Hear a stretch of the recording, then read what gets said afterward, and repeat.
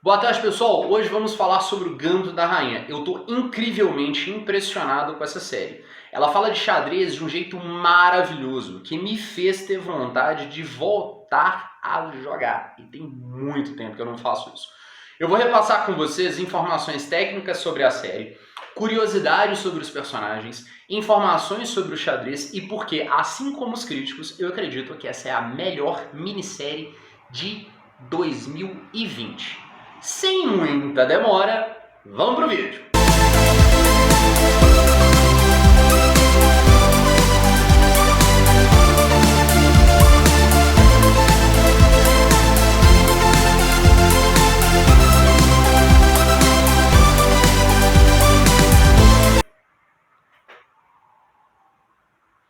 Mas para ajudar o canal, dá aquele like maroto, aquele joinha bacana, para aumentar o hype, mais pessoas poderem assistir o conteúdo. Isso me ajuda demais a perceber o quanto o meu trabalho é importante para vocês.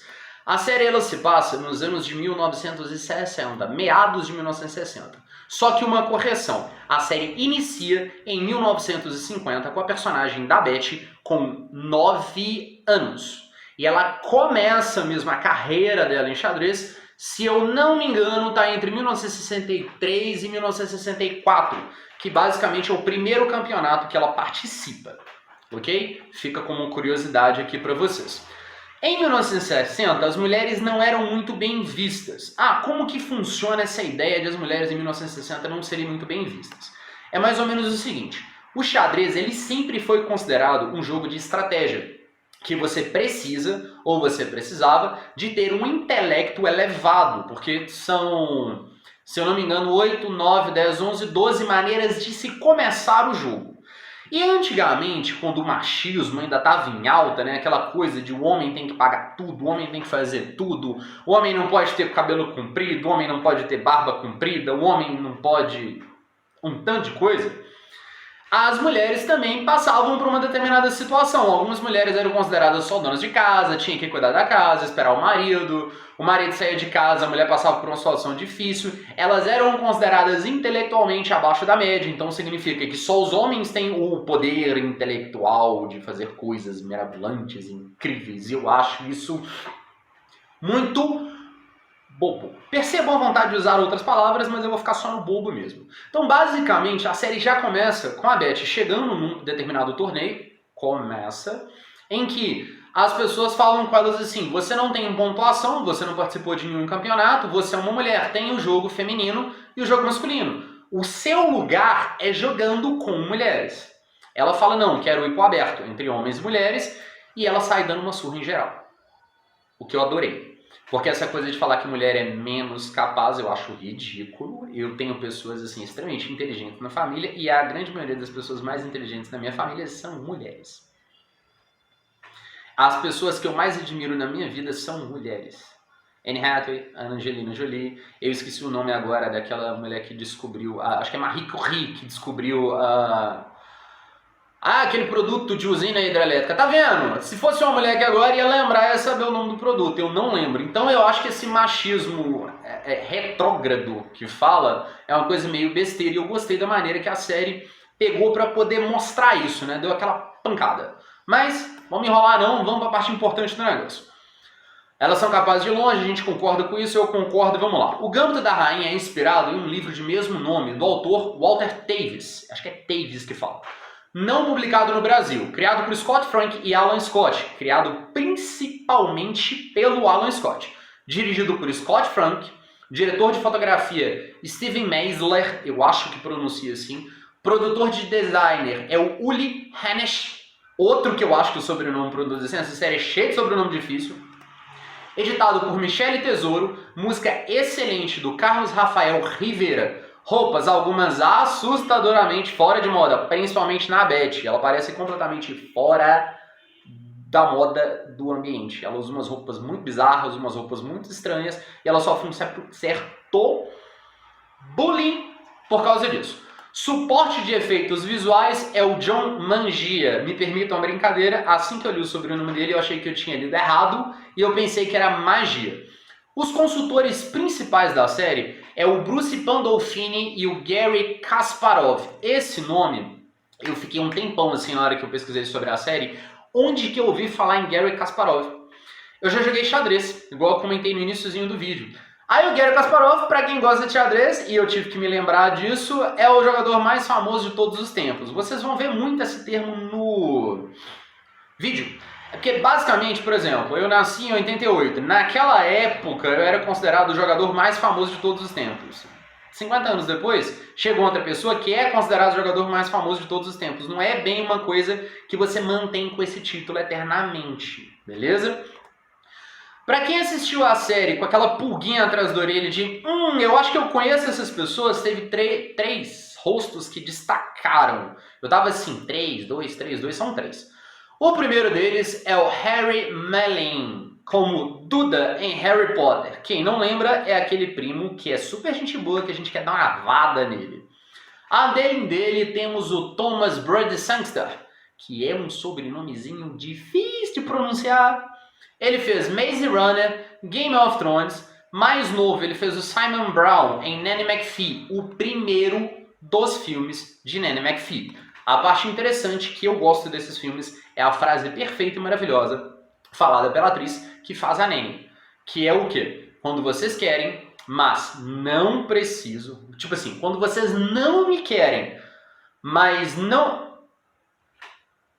Eu confundi tudo aqui agora. Quando vocês me querem, mas não precisam, eu... Gente, eu errei o trem todo. A frase é assim: quando vocês não me querem, mas precisam de mim, eu fico. Quando vocês me querem, mas não precisam de mim, eu vou embora.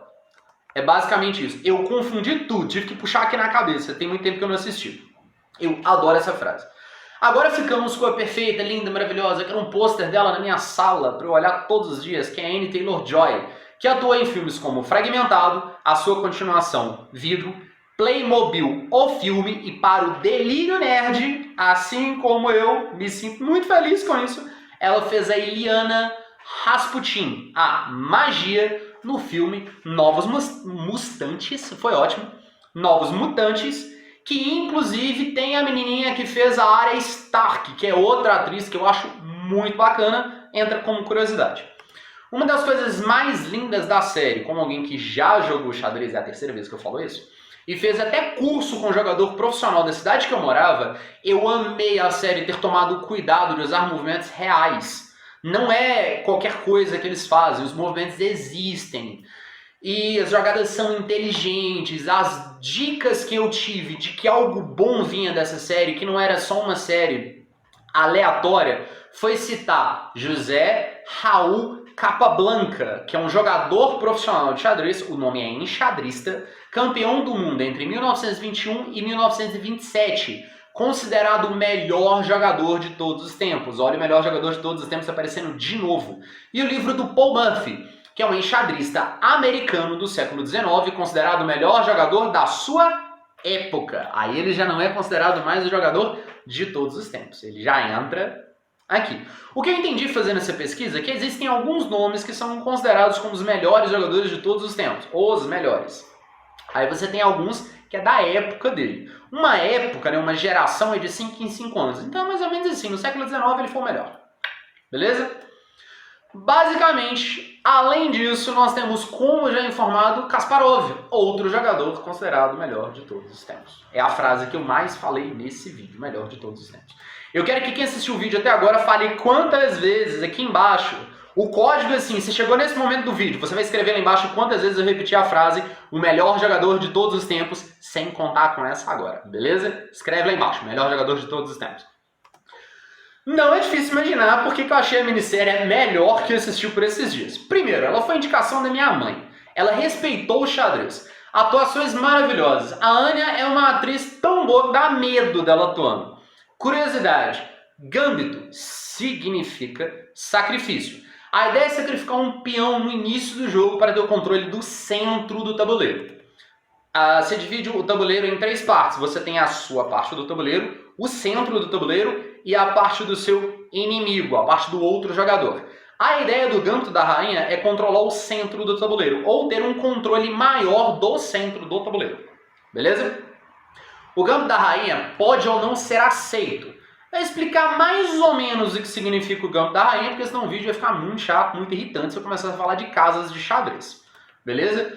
Basicamente é o seguinte, você divide o tabuleiro em duas partes. Você tem as peças do rei e as peças da rainha.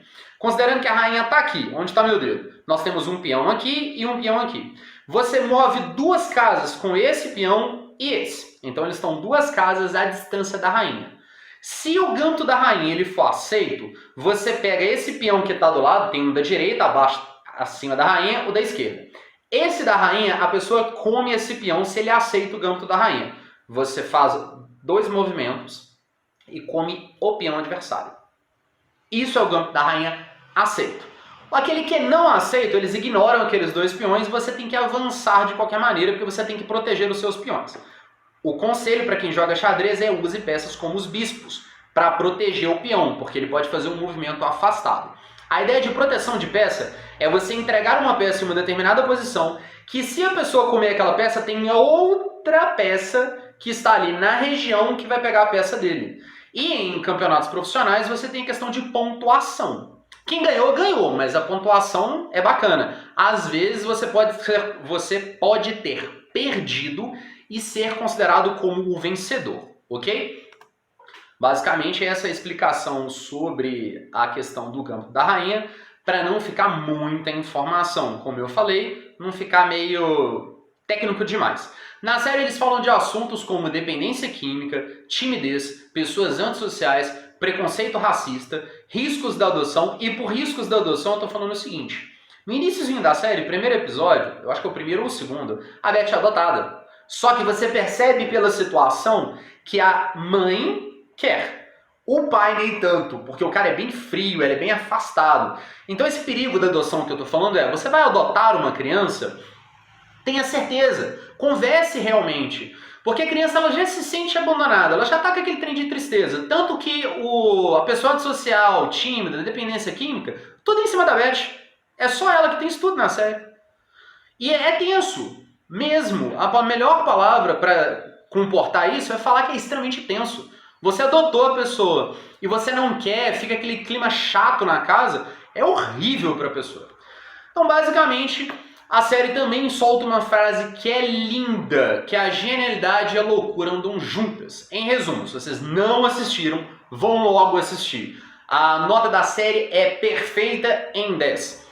Encerrando por aqui, dá aquele like se ainda não deu, compartilha para ajudar o canal a dar aquela alavancada marota e eu continuar fazendo um trabalho cada vez melhor. Não esquece de ativar o sininho para você receber todas as notificações de vídeos novos no canal e eu vou deixar vídeos indicados para vocês assistirem, ok? Tudo de bom para vocês? Fui!